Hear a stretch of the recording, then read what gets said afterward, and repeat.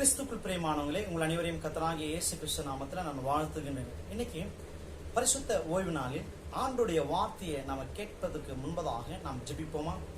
அன்பின் இறைவா, இதோ இந்த நாளில் நாங்க கேட்க போகிற உம்முடைய சத்திய வார்த்தைக்காய் ஸ்தோத்திரம் ஆண்டவரே. இந்த வார்த்தையில நாங்கள் கேட்டு எங்க இருதய பலகையில நாங்கள் எழுதி வைத்து அந்த வசனத்தை நாங்கள் தியானித்து விசுவாசத்திலும் உம்மை அறிகிற அறிவிலும் உலகத்தை ஜெயிக்கிற வல்ல சமுட்டியாய் கருக்குள்ள பட்டயமாய் எங்களுக்கு இந்த வார்த்தைகள் பயனுள்ளதாய் இருக்கட்டும். தொடக்கம் முதல் முடிவு மட்டுமாய் எங்களை பாதுகாத்து நாங்கள் புரிந்து கொள்ளும்படிக்கு எங்களுக்கு உதவி செய்யும். எல்லாம் வல்ல இறைமைந்தன் இயேசு நாமத்துல எங்களை தாழ்த்தி ஜெபம் எடுக்கிறோம் நல்ல பிதாவே, ஆமென்.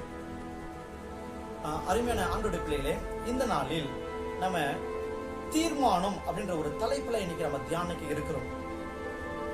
ஒரு சிலர் தன்னுடைய பசங்களை புதுசா ஸ்கூல்ல சேர்க்கணும் அப்படின்னா ஒரு 3-4 ஆப்ஷன் வச்சிருப்பாங்க.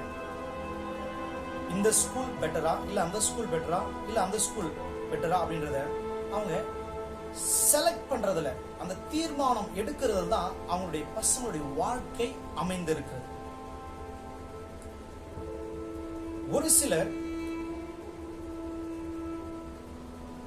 இன்டர்வியூக்கு போவாங்க.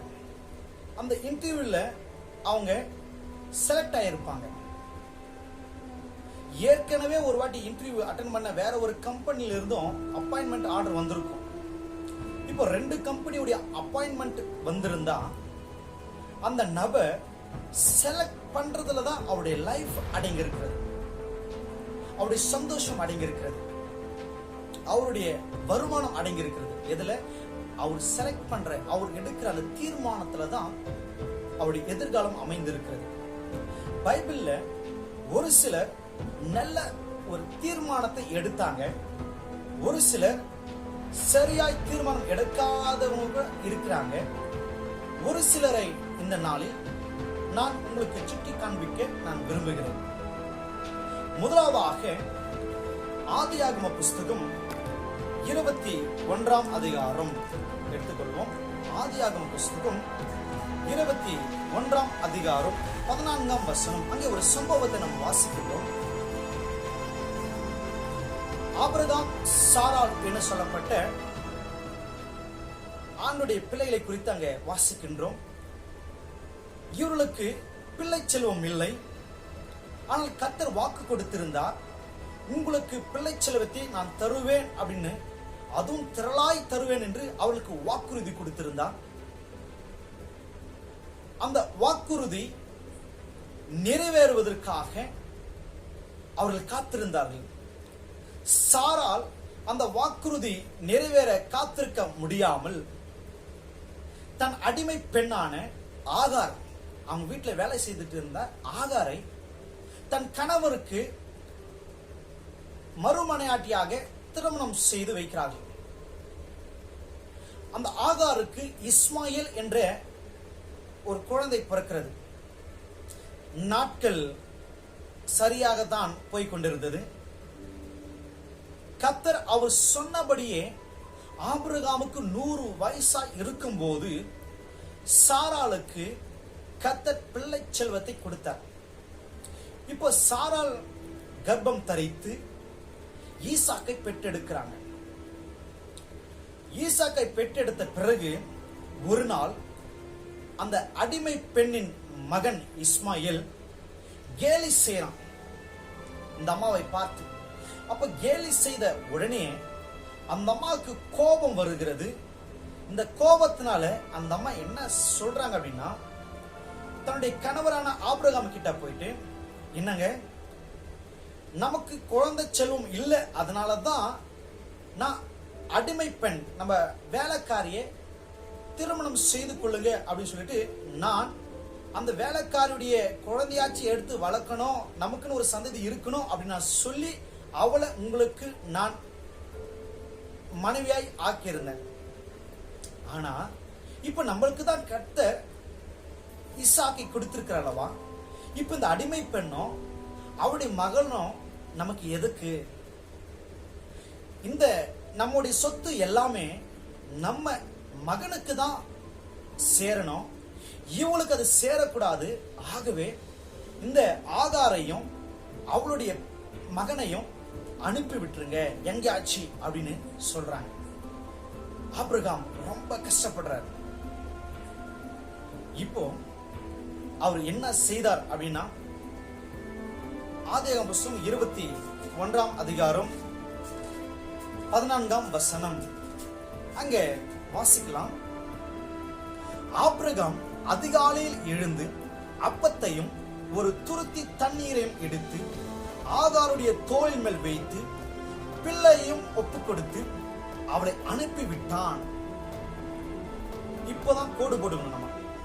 அவள் புறப்பட்டு போய் பேர்சபாவின் வண்ணாந்தரத்தில் அலைந்து திரிந்தாள். கோடு போடுங்க. இப்போ இந்த ஆகார் சரியான தீர்மானம் எடுக்க முடியல. அந்த என்ன, நம்ம எஜமானே நம்மள வீட்டை விட்டு அனுப்பிறாரு, நம்ம எஜமாட்டிக்கு நம்ம மேல அவ்வளவு வெறுப்பு இருக்கிறது அப்படின்னு அப்படிப்பட்ட ஒரு கஷ்டமான ஒரு சூழ்நிலையில அந்த மாதிரி இருதயம் பலவீனப்படுகிறது. அப்படிப்பட்ட பலவீன நேரத்துல அவங்களால சரியான ஒரு தீர்மானத்தை எடுக்க முடியல. இந்த பேர்சபா என்ற அந்த பாலைவனத்துல அலைந்து திரிறாங்க. எங்க போனோம் என்ன செய்யணும்னு தெரியாம அலைந்து திரிறாங்க. அவங்க கிட்ட இருக்கிறது என்ன அப்படின்னா, தண்ணி இருந்துச்சு, சாப்பாடு இருந்துச்சு. இந்த தண்ணி செலவழிச்சு இப்போ அந்த வனாந்தரத்தை அலைஞ்சி திரிறப்போ தண்ணி தாகம் எடுக்கும் போது தண்ணியை குடிச்சு குடிச்சு அவங்க எடுத்துட்டு வந்திருந்த அந்த வாட்டர் பாட்டில் இருக்க தண்ணி எல்லாம் தீந்துச்சு. இப்ப குழந்தை என்ன பண்றான், அந்த இஸ்மாயில் அப்படின்னா, அம்மா எனக்கு தண்ணி தாகம் எடுக்குது, எனக்கு தண்ணி தண்ணி அப்படின்னு கேட்கிறான். இந்த அம்மா எங்கெங்கயோ பாக்குறாங்க, தண்ணியே கிடைக்கல. கடைசியில எப்படிப்பட்ட ஒரு நிலைமைக்குள்ள அந்த அம்மா ஆக்கப்பட்டாங்க அப்படின்னா, தான் பிள்ளை செத்து போற நிலைமைக்கு, தண்ணி தாகத்தால செத்து போற நிலைமைக்கு ஆளாக்கப்பட்டான். அப்படிப்பட்ட ஒரு நிலைமை வந்துச்சு. அப்ப அந்த அம்மா, ஐயோ என் குழந்தை சாகிறத என்னால பார்க்க முடியலையேன்னு சொல்லிட்டு அந்த அம்மா ஒரு செடியின் கீழே போய் உட்கார்ந்துட்டாங்க. ஓன்னு குழம்பு அழுகுறாங்க. ஆனா வேதம் சொல்லுகிறது, ஆண்டவர் அந்த சிறு பையனுடைய சத்தத்தை கேட்டார், அழுகை குரலை கேட்டார். உடனே தேவதூதன் இறங்கி வந்து, ஆகாரே உனக்கு என்ன சம்பவித்தது சொல்லி ஆபிரகாமை ஆசீர்வதித்தது உண்மையோ, அவனுடைய வித்தான ஈசாக்கையும் அதே சமயத்துல இந்த இஸ்மாயிலும் ஆசீர்வதிப்பது நிச்சயம் அப்படின்னு சொல்லிட்டு வாக்குறுதியை கொடுத்திருந்தார். அருமையானே, இங்க பாத்தீங்கன்னா இந்த ஆகார் சரியான தீர்மானம் எடுக்க முடியாததுனால தம் மகனையே பறிகொடுக்க வேண்டிய சூழ்நிலைக்கு ஆளாக்கப்பட்டாங்க. There is no proper decision. அப்ப சரியான ஒரு தீர்மானம் எடுக்கல. ஆகவே தம் பிள்ளை சாகர நிலைமைக்கு போயிடுச்சு. யோசிச்சு பாருங்க, இன்னைக்கு நம்ம சரியான டிசிஷன் எடுக்கிறோமா? எல்லா காரியத்திலும் உங்க பிள்ளைகளை வளர்க்கிற வளர்ப்புல நீங்க சரியான தீர்மானம் எடுக்கிறீங்களா? நீங்க வேலை செய்கிறதுல சரியான தீர்மானம் எடுக்கிறீங்களா? ஜஸ்ட் யோசிச்சு பாருங்க. அடுத்ததாக லூக்கா 17 அதிகாரம் 19 வசனத்தில் ஒரு சம்பவத்தை நம்ம வாசிக்கின்றோம். இயேசு கிறிஸ்துவானவர் எருசலேமுக்கு பிரயாணம் பண்ணி போய் கொண்டிருக்கிறார். இந்த கலிலேயா சமாரியா வழியாக அவர் போய் கொண்டிருக்கிறார். அப்படி போகும்போது ஒரு 10 குஷ்டரோகம் உள்ளவர்கள் இயேசு கிட்ட வந்து, ஐயா எங்களை எப்படியாச்சும் காப்பாத்துங்க, எங்களுக்கு மனம் இறங்குங்க அப்படின்னு சொல்லிட்டு ஆண்டவரை கெஞ்சினாங்க. எதற்காக? அவங்களுடைய குஷ்டரோகத்தை ஆண்டவரால் சுகம் கொடுக்க முடியும் அப்படின்னு விசுவாசித்து ஆண்டவர் கிட்ட கேட்டாங்க. அதுக்கு இயேசு கிறிஸ்துவானவர் என்ன சொல்லி இருந்தார் அப்படின்னா, நீங்க போய் ஆசாரி இடத்துல காண்பீங்க அப்படின்னு சொல்லியிருந்தாப்புல. எல்லாரும் ஆசாரி இடத்துல காண்பிக்க போனாங்களா. போகும்போதே போற வழியிலே அவங்க என்ன ஆயிட்டாங்கன்னா சுஸ்தமாயிட்டாங்க. மொத்தம் எத்தனை பேரு? 10 பேர் குஷ்டரோகம் உள்ளவங்க. 10 பேரும் சுகமடைந்துட்டாங்க. ஆனா அதுல ஒருவன் மாத்திரம் திரும்ப வரான். அவனோட டிசிஷன் பாருங்க, அவனுடைய தீர்மானத்தை பாருங்க. அவன் திரும்ப வரான். திரும்ப வந்து ஏசப்பாவை பார்த்த மாத்திரத்தில் ஆண்டவரை மகிமைப்படுத்த அவர் ஏசப்பாவுடைய பாதத்தில் விழுந்துட்டான். வாசிக்கலாமா? 17ஆம் அதிகாரம், லூக்கா 17ஆம் அதிகாரம் 16ஆம் வசனம். அவருடைய பாதத்தருகே முகம் குப்புற விழுந்து அவருக்கு ஸ்தோத்திரம் செலுத்தினான். அவன் சமாரியனாய் இருந்தான். அப்போது இயேசு, சுத்தமானவர்கள் 10 பேர் அல்லவா? மற்ற 9 பேர் எங்கே? தேவனை மகிமைப்படுத்துகிறதற்கு இந்த அந்நியனை ஒழிய மற்றொருவனும் திரும்பி வர காணோமே என்று சொல்லி அவனை நோக்கி, நீ எழுந்து போ, உன் விசுவாசம் உன்னை ரட்சித்தது என்றான். அருமையானவர்களே, இங்க பாருங்க, 10 பேர் ஏசப்பா கிட்ட வந்தாங்க. ஆரம்பத்துல அவர் சொன்னா, நீங்க போய் ஊழியக்காரன் கிட்ட, ஆசாரியர் கிட்ட காண்பிக்கப்பா அப்படின்னு சொன்னாங்க. ஏசப்பா சொன்ன உடனே இவங்க எல்லாம் ஆசாரியர் கிட்ட காண்பிக்க போற வழியிலே சுகமாயிட்டாங்க. சுகமானவங்க எல்லாம் அவங்க வீட்டுக்கு ஓட்டாங்க. ஆனா ஒருவன் மட்டும் சரியான ஒரு தீர்மானத்தை எடுக்கிறான். இதுக்கெல்லாம் காரணம் யாரு? இயேசு கிறிஸ்து. அவர் சொன்னபடியே நம்ம வர வழியிலே நமக்கு சுகம் கிடைச்சிருக்கிறது. அவர்தான் மெய்யான தேவன் அப்படின்னு சொல்லிட்டு இயேசுவை மகிமைப்படுத்த அவன் திரும்ப இயேசுவை பார்க்க வந்தான். இயேசுவை பார்த்த மாத்த முகம் குப்புறா விழுந்தான். பாருங்க, ஆகா சரியான டிசிஷன் எடுக்கல. தன் பிள்ளைய மரணத்துக்கு ஏதுவாக ஒப்பு கொடுக்க நேர்ந்தது. இங்கே இந்த குஷ்டரோகம் உள்ளவன் இயேசுவை தேடி வர ஒரு டிசிஷன் அவன் செலக்ட் பண்ண. மூன்றாவது நாம் பார்த்தோம்னா லூக்கா 15ஆம் அதிகாரம் 19ஆம் வசனம். அங்க ஒரு சம்பவத்தை நம்ம வாசிக்கலாம். கெட்ட குமாரன் கதை.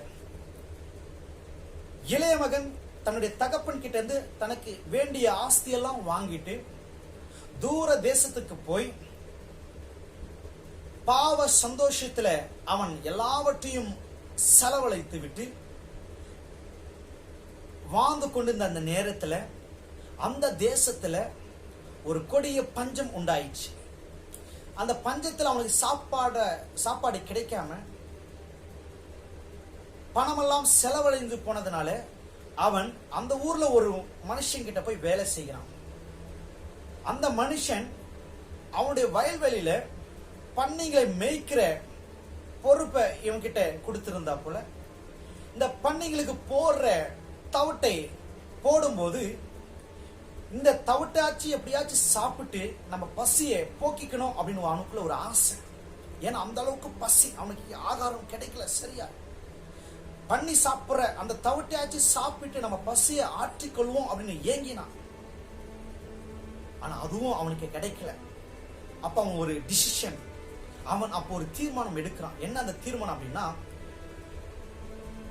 19ஆம் வசனம், லூக்கா 15ஆம் அதிகாரம் 19ஆம் வசனம் 18ல இருந்து வாசிக்க.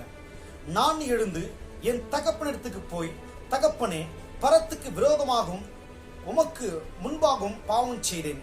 இனிமேல் உம்முடைய குமாரன் என்று சொல்லப்படுவதற்கு நான் பாத்திரன் அல்ல. உம்முடைய கூலிக்காரர்களில் ஒருவனாக என்னை வைத்துக் கொள்ளும் என்பேன் என்று சொல்லி எழுந்து புறப்பட்டு தன் தகப்பனிடத்தில் வந்தான். அருமையானே பாருங்களேன், கடைசியில ஒரு பண்ணி சாப்பிடுற ஒரு தவிடு கூட அவனுக்கு கிடைக்காத ஒரு சூழ்நிலை வந்த போது அவன் ஒரு டிசிஷன் எடுக்கிறான். ஐயோ, நம்ம அப்பாவுடைய வீட்டுல எத்தனை வேலைக்காரங்க இருக்கிறாங்க, அவங்க எல்லாம் திருப்தியா சாப்பிடுறாங்க. நம்ம அவருடைய மகன், நம்ம ஆஸ்தியெல்லாம் கொண்டு வந்து இங்க ஊதாரித்தனமா செலவு பண்ணிட்டு இருந்தனால நமக்கு கடைசியில சாப்பிட வழி நம்ம செத்து போற ஒரு நிலைமைக்கு ஆளாகிட்டோமே. நம்ம அப்பா கிட்டே போவோம். அவரு வீட்டுல இருக்கிற வேலைக்காரங்களை ஒரு வேலைக்காரன் போல நம்மள நடத்தினா போதும். மகனை நடத்த வேண்டியதில்லை, ஒரு வேலைக்காரன் நடத்துவது போல நம்ம நடத்தினா கூட போதும், நமக்கு சாப்பாடு கிடைக்கும், நம்ம உயிரோடு இருப்போம் அப்படின்ற அவன் டிசிஷன் எடுக்கிறான். அருமையானவர்களே, நல்ல ஒரு டிசிஷன். ஆனா இவன் அவங்க அப்பாவை பார்த்த மாத்திரத்தில், அவங்க அப்பா தூரமா பார்த்ததுல இருந்து அவங்க அப்பா இவனை கண்டுபிடிச்சாரு. அதோ என் மகன் போல இருக்கு, ஐயோ என் மகன் தான் அப்படின்னு சொல்லிட்டு ஓடியாந்து அவனை கட்டி அடைத்து முத்தமிட்டு அவனுக்கு ஒரு நல்ல ஒரு ட்ரெஸ்ஸை போட்டு அவனுக்கு மோதிரத்தை போட்டு கொழுத்த கன்றை அடித்து விருந்து கொண்டாடினான். காரணம், நல்ல ஒரு டிசிஷன் இந்த கெட்ட குமாரன் எடுத்தான். அருமையானவர், அதுக்கு அடுத்ததாக ரூத் குறித்து நம்ம கேள்விப்பட்டிருப்போம். ரூத்துடைய கணவர் மறைத்து விட்டார். அப்ப அவங்க மாமியார், ஏமா உங்க சொந்த வீட்டுக்கு நீங்க போங்க, உங்க அம்மா அப்பா வீட்டுக்கு போனீங்கன்னா அவங்க உங்களுக்கு வேற ஒரு இடத்துல ஏதாச்சும் ஒரு பையனை பார்த்து திருமணம் செய்து வைப்பாங்க, உங்க வாழ்க்கை நல்லா இருக்கும் அப்படின்னு சொல்லிட்டு நகோமி சொல்லி அனுப்புறாங்க. அப்படி சொல்லி அனுப்பும்போது இந்த ரூத் ஒரு வார்த்தை சொல்றாங்க. என்ன வார்த்தை தெரியுமா? அவங்க ஒரு டிசிஷன் எடுக்கிறாங்க. என்ன அந்த டிசிஷன் அப்படின்னா, ரூத்தின் புஸ்தகம்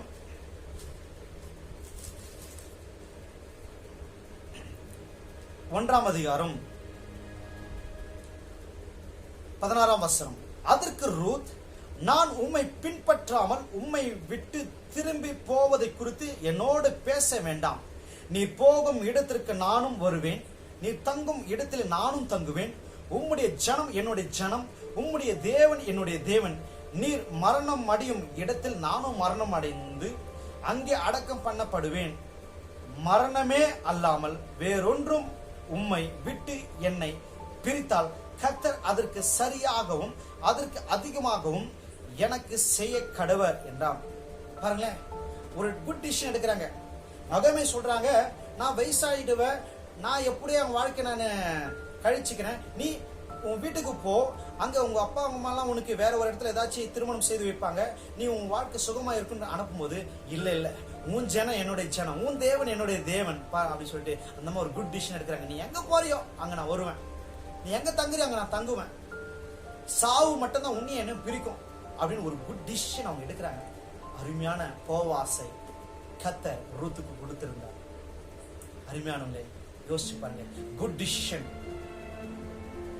சரியா என்னமா தீர்மானம் எடுத்தாங்க. அதுக்கு அடுத்ததாக லூக்காவின் புஸ்தகம் 23 அதிகாரம் 52 வசனம். லூக்கா 23 அதிகாரம் 52 வசனம் பாருங்களேன்.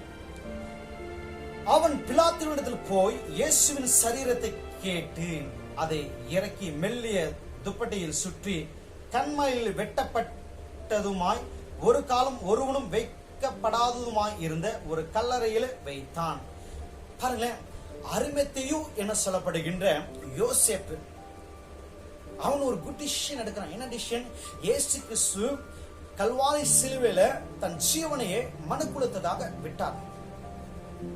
அவருடைய சரீரம் இப்ப கல்வாரி சிலுவையில அந்த சிலுவையில தொங்கிக் கொண்டிருக்கிறது.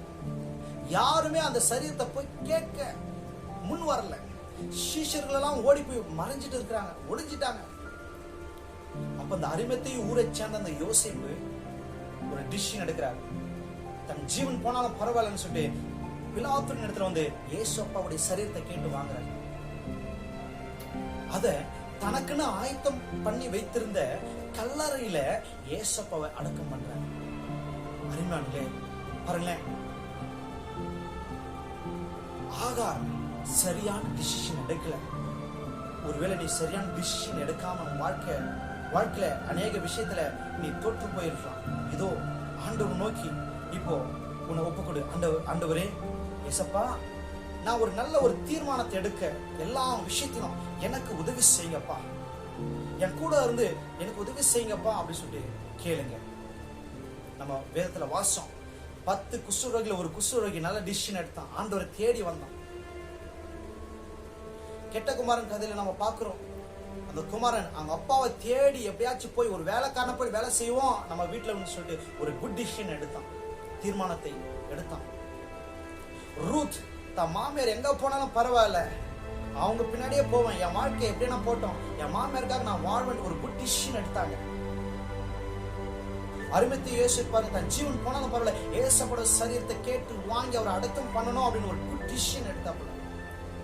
அருமையானவர்களே, நம்ம வாழ்க்கையில கூட நம்ம எடுக்கிற எல்லா காரியத்திலையும் நம்ம கவனமா இருக்கணும். நல்ல ஒரு டிசிஷன், நல்ல ஒரு தீர்மானத்தை நீங்க எடுங்க. நிச்சயமாகவே அது எப்படின்னா ஆண்டவர் இடத்துல கேட்டு நீங்க டிசிஷன் எடுங்க. நிச்சயமாக நீங்க எடுக்கிற டிசிஷன்ல கர்த்தர் உங்களுக்கு 100 ஆசீர்வாதத்தை உங்களுக்கு கொடுப்பார். கர்த்தர் உங்களை ஆசீர்வதிப்பாராக. ஆமென்.